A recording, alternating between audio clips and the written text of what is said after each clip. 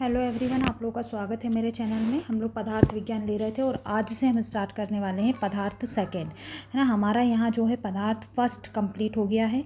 पदार्थ सेकंड में हम लोग देखिए क्या क्या पढ़ेंगे। प्रमाण पढ़ेंगे पूरे, है ना, सब डिटेल में। आप तो उपदेश, अनुमान, प्रत्यक्ष, युक्ति, ठीक है। उसके बाद हम पढ़ेंगे तंत्र युक्तियाँ, ठीक है, ये भी इसी में आता है। कार्य कारण भाव, सृष्टि उत्पत्ति क्रम, ठीक है। तो ये जो चार पांच टॉपिक हैं ये इसमें आते हैं। ये तंत्र युक्तियों में अर्थापत्ति और ये सब आ जाएंगे, ठीक है। तो हम स्टार्ट कर रहे हैं प्रमाण से।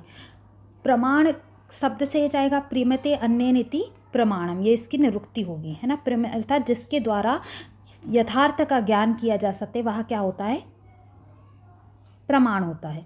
प्रमाण के पर्याय देख लीजिए। पर्याय क्या हो जाएंगे, उपलब्धि, ज्ञान, साधन और परीक्षा। ये चरक ने बताए हैं, है ना।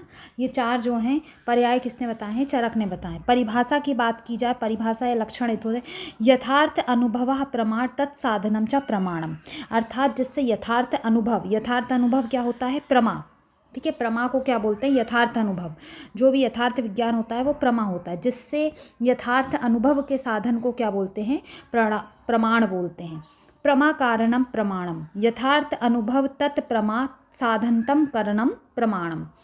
प्रमाता येन अर्थ प्रमेति तत्प्रमाणम, ठीक है। ये भी इसके लक्षणों में आ जाता है। तो प्रमाता क्या होता है, देखो, प्रमा यानी वैलिड एक्सपीरियंस, है ना। वैलिड एक्सपीरियंस क्या हो जाएगा, प्रमा, यथार्थ अनुभव प्रमा हो जाएगा। प्रमा के कितने भेद बताए गए हैं, तो प्रमा के लिख लीजिए 4 भेद बताए गए हैं, ठीक है। इंपॉर्टेंट है, क्वेश्चन आ चुका है, ठीक है। 4 भेद हैं, कौन कौन से, प्रत्यक्ष, अनुमिति, उपमिति, शब्दज, ठीक है। प्रत्यक्ष, अनुमिति, उपमिति और शब्दज, ये 4 प्रकार की प्रमा बताई है, ठीक है। प्रमाता का देख लीजिए, सब्जेक्ट ऑफ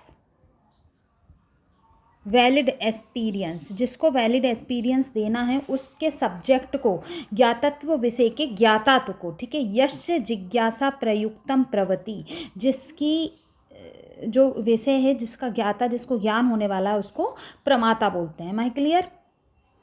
प्रमेय, प्रमेय क्या है, ऑब्जेक्ट ऑफ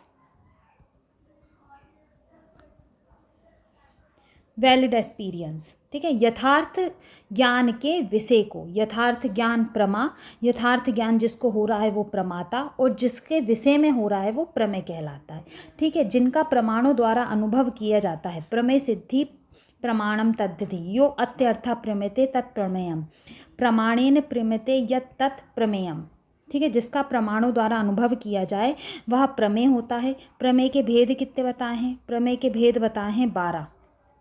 कितने बताए हैं, 12 बताए हैं प्रमेय के, ठीक है। किसने, न्याय दर्शन ने। ये भी क्वेश्चन आ चुका है, न्याय देखिए यहाँ लिखा है, न्याय दर्शन ने 12 और वैशेषिक दर्शन ने 6 भेद बताए हैं। तो प्रमेय के जो 12 भेद हैं वो लिख लीजिए आप। आत्मा, इंद्रिय, इंद्रियार्थ, बुद्धिमान, प्रवृत्ति, दोष, प्रत्ययभाव, फल, दुखया, वर्गस्तु, प्रमेयम, ठीक है। तो ये जो 12 हैं ये न्याय दर्शन ने 12 प्रमेय बताए हैं।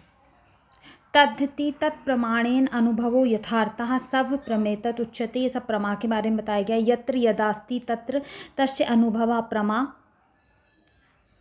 तद्धत तत्प्रकारेण अनुभवो वा।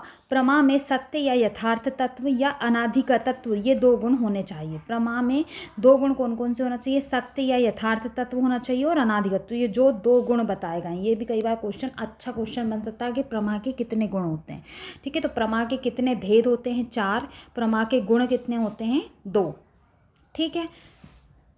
नेक्स्ट, सांख्य दर्शन ने कितने प्रमेय माने हैं, सांख्य दर्शन ने 25 प्रमेय माने हैं, ठीक है। वैशेषिक न्याय दर्शन ने 12, वैशेषिक दर्शन ने 6 और सांख्य दर्शन ने कितने प्रमेय माने हैं, 25 माने हैं, ठीक है। स्मृति के कारण कितने बताए हैं, तो स्मृति के कारण 8 बताए गए हैं, ठीक है।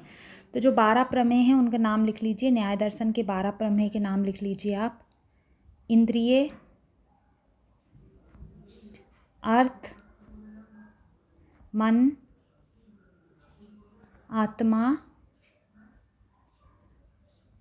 प्रत्यय भाव, शरीर, बुद्धि, प्रवृत्ति, फल, दोष, अपवर्ग और दुख। ठीक है, ये कितने हैं? 12 प्रमेय बताए हैं, ये इम्पोर्टेंट है। इसके बाद एक और आता है, प्रमा का अपोजिट होता है अप्रमा। अप्रमा यानी इनवैलिड एक्सपीरियंस, अयथार्थो अनुभवो अप्रमा। ठीक है, जिसमें अयथार्थ अनुभव होता है।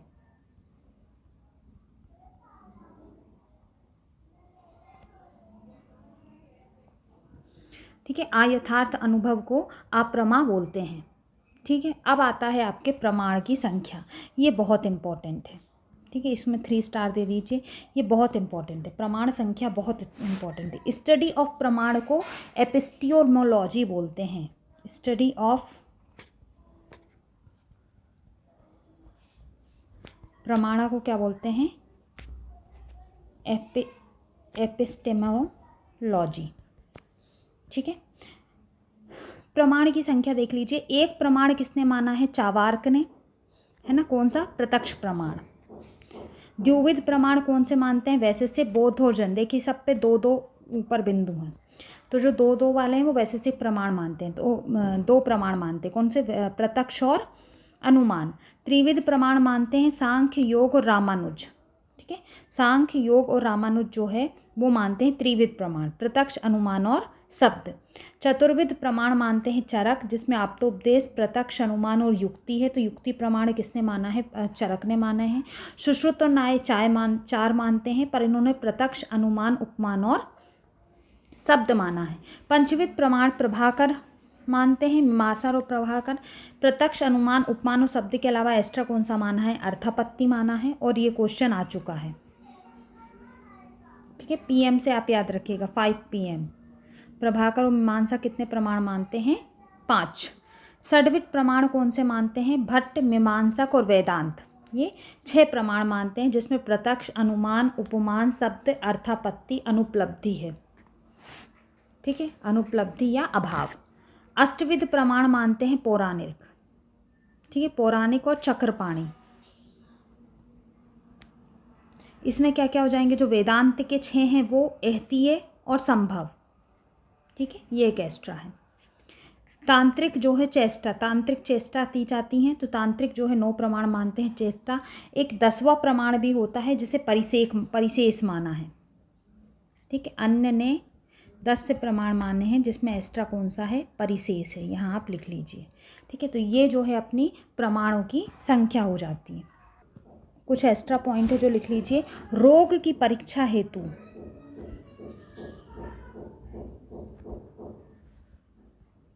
कितने प्रमाण माने हैं चरक विमान स्थान में? 3। कौन कौन से? आप्तोपदेश,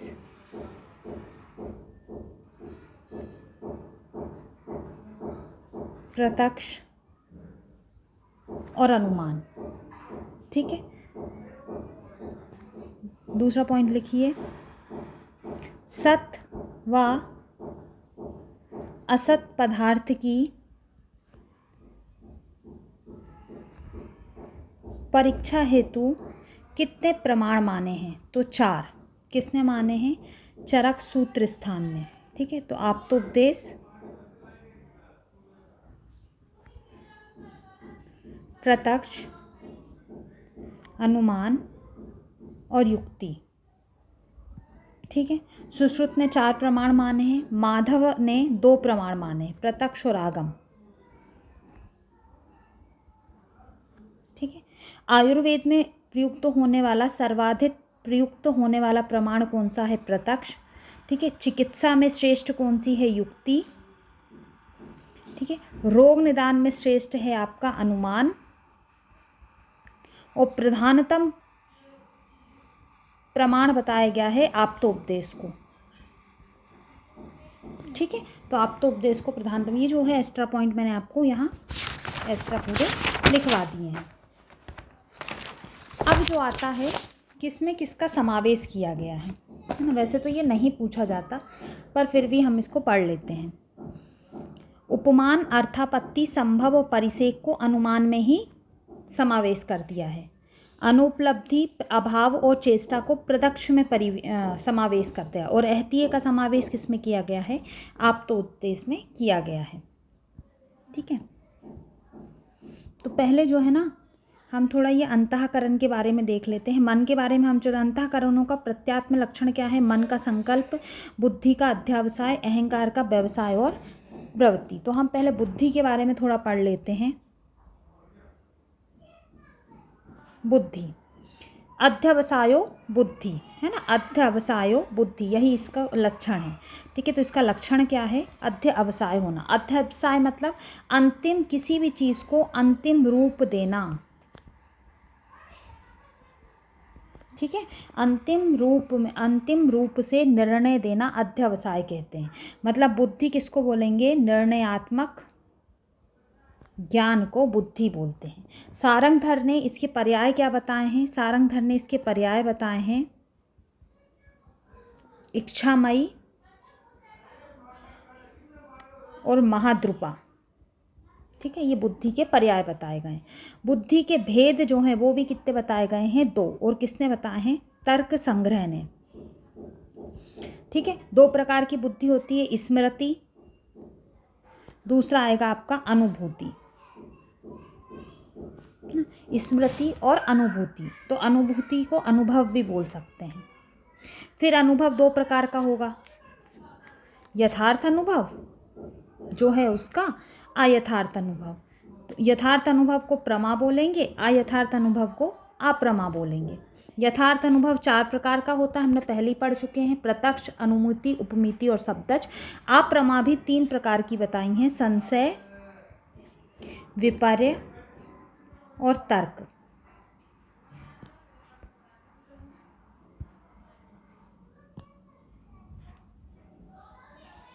अप्रमा भी कितनी बताई हैं? 3। कौन कौन सी? संशय, विपर्य और तर्क। ठीक है, अब जो स्मृति थी, ये तो अपन ने अनुभव की बात कर ली, स्मृति की थोड़ी बात कर लेते हैं। स्मृति क्या बोलते हैं? दृष्ट श्रुत्वा अनुभूता नाम स्मरणात् स्मृति उच्यते, या अनुभवजन्य ज्ञानम स्मृति, ये तर्क संग्रह बोलते हैं। संस्कार मात्र जन्यम ज्ञानम स्मृति, ये भी तर्क संग्रह बोलते हैं। मतलब स्मृति उस ज्ञान को बोलते हैं जो अनुभव के होने पर या अनुभव के संस्कार से उत्पन्न होती है। स्मृति को आत्मा का धर्म कहा जाता है। ठीक है, स्मृति के भी भेद कितने बताए हैं? स्मृति के भी फिर 2 भेद बताए हैं, वही प्रमाजन्य, अप्रमाजन्य। स्मृति के कारण कितने बताए हैं? 8 कारण बताए हैं। ये 8 कारण लिख लीजिए, कहाँ बताए हैं? चरक शारीर स्थान में। इंपॉर्टेंट है, कई बार इस पर क्वेश्चन आता है। तो स्मृति के 8 कारण लिख लीजिए। निमित्त, रूप ग्रहण, किसी भी चीज़ का निमित्त होने पर उसकी स्मृति होती है, किसी चीज़ की ज़रूरत पड़े तो याद आ जाती है। किसी के जैसा आप देख लोगे तो उसकी आपको याद आ जाएगी। सादृश्य, साविपर्य, किसी के बिल्कुल अपोजिट देख लोगे तो भी उसकी याद आ जाएगी। मन का अनुभव, अनुबंध, किसी से मन लगा हुआ है तो भी आपको उसकी याद आती है। अभ्यास, जो हम रीडिंग में यूज़ करते हैं, है ना। ज्ञान योग और पुनः श्रुति। तो ये 8 कारण स्मृति के बताए हैं। ठीक है, अब बुद्धि में वापस आ जाते हैं। बुद्धि के भेद हमने पढ़ लिए, स्मृति और अनुभव के। तो स्मृति के 2 भेद होते हैं, अनुभव के 2 भेद होते हैं, स्मृति के 8 कारण होते हैं। बुद्धि के भेद कितने बताएं? तो बुद्धि के जो भेद हैं वो हैं 6। एक 6 प्रकार की बुद्धि भी बताइए, जिसमें 5 ज्ञानेंद्रीय बुद्धि होती है और 1 मन। ठीक है, ये भी एक प्रकार से भेद बताए हैं। वैसे चरक ने अनंत भेद किसने माने हैं? चरक ने। ठीक है, 2 हम पढ़ चुके हैं तर्क संग्रह के अनुसार, स्मृति और अनुभव। 5 भेद बताए हैं फिर। ठीक है, सुश्रुत चरक नहीं, वो चरक नहीं, अनंत भेद भी बताए हैं। ठीक है, अब एक आता है पंचक सारणी। पदार्थ विज्ञान की बहुत इम्पोर्टेंट सारणी है ये, है ना। बहुत बार पूछी जाती है पंचक सारणी। पदार्थ विज्ञान के जो पेपर होते हैं यूजी लेवल के, उसमें बहुत पूछी जाती है। पंचक सारणी में क्या होता है? पंचक सारणी में देखिए हम 5 चीज़ें पढ़ते हैं। 5 इंद्रियां, तो लिख लीजिए आई। 5 इंद्रियों के 5 द्रव्य, आई डी। 5 इंद्रियों के 5 अधिष्ठान, तो आई डी ए।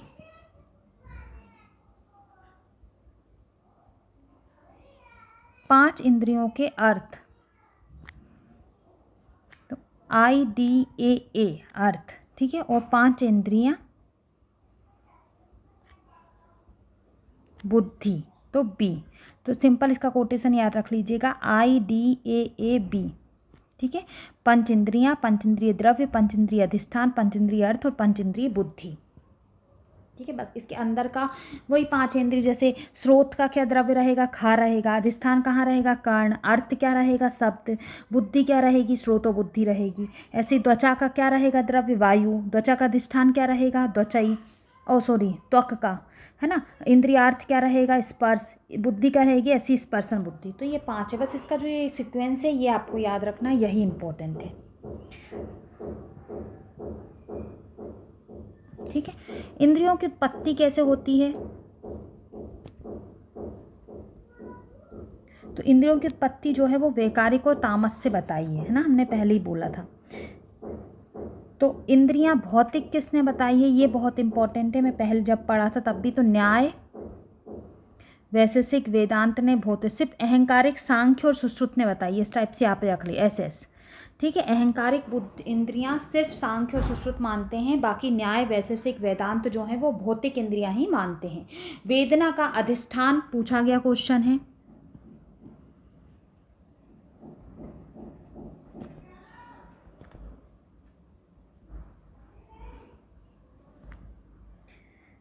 तो केस, रोम, नखाग्र, मल, मूत्र, गुण, इन 6 चीज़ों को छोड़कर सभी जगह शरीर, मन और इंद्रियों को वेदना का स्थान बताया गया। सिर्फ ये 6 चीज़ों में वेदना नहीं होती है। वेदना का नाश का हेतु, वेदना नाश का हेतु क्या बताया गया? तो योग और मोक्ष, ठीक है।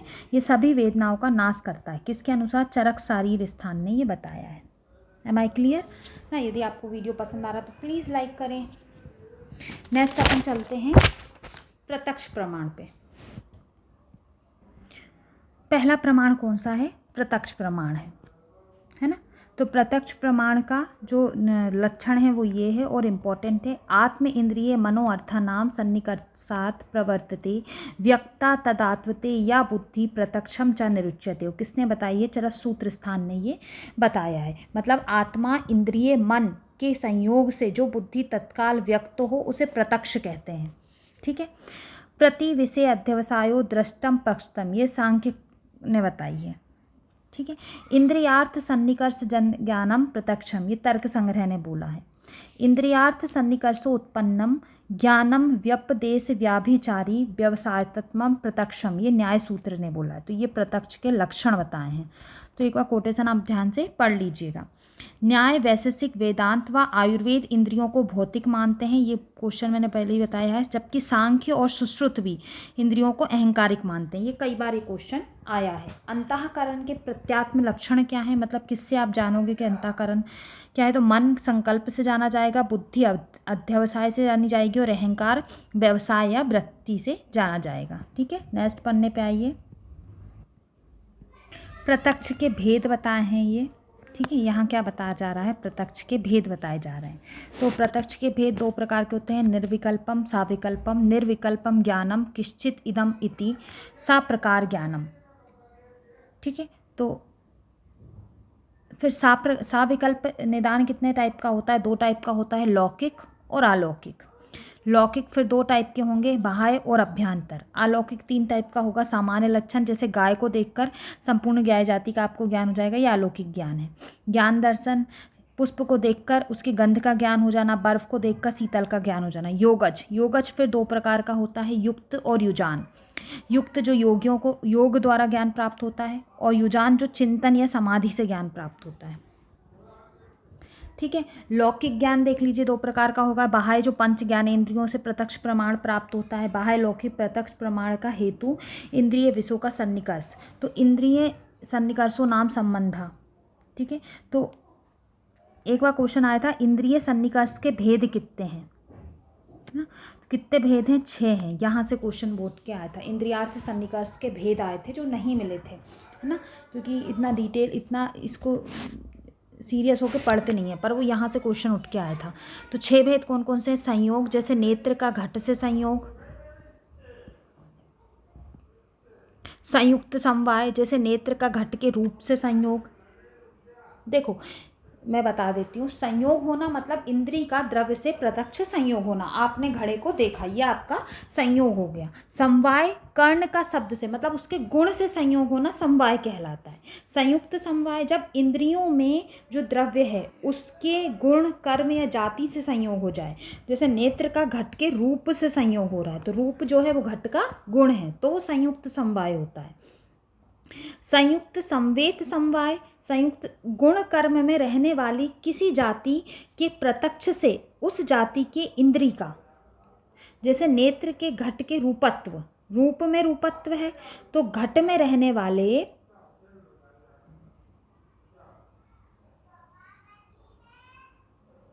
जाति के प्रत्यक्ष, प्रत्यक्ष तो उसका रूपत्व ही प्रत्यक्ष होता है ना, रूप में इंद्रियों का सम्मेल हो जाए तो वो क्या हो जाएगा, संयुक्त संवेद समवाय। ठीक है, तो ये जो इनके एग्जाम्पल हैं ये इंपॉर्टेंट है। समवाय में बता ही चुकी हूँ, उसके गुण से, जैसे कर्ण का शब्द से। संवेद समवाय, जब कर्ण का शब्द में रहने वाले शब्दत्व से हो जाए, वही जो संयुक्त समवाय होता है। विशेष विशेषण भाव, अभाव का प्रत्यक्ष से ज्ञान हो जाए, जैसे पृथ्वी के तल पर घट रखा था अब नहीं रखा, तो अभाव से यदि हो जाए तो वो विशेष अभावम होता है। ठीक है, तो ये जो है ये इंपॉर्टेंट है, इसके ये एग्जाम्पल इंपॉर्टेंट है। ठीक, प्रत्यक्ष के बाधक कारण 8 बताए हैं। अति दूर हो जाने के कारण इंपॉर्टेंट है, कई बार क्वेश्चन आया है। अति समीप होने के कारण, इंद्रिय घात होने से, मनो अनवस्थता से, सूक्ष्माद से, व्यवधान से, अभिभाव से, समानाभिहार से। तो ये 8 कारणों के कारण क्या होता है, अभिभात यानी जैसे दिन में तारे दिखाई नहीं देते, है ना। समानाभिहार्थ, जैसे गेहूं में यदि जौ मिला दिया जाए तो नहीं, दोनों धान्य है तो समझ नहीं आएगा। ठीक है, चरक ने प्रमाणों का जो विवेचन है वो परीक्षा शब्द से किया है, ना कि प्रमाण शब्द से किया है।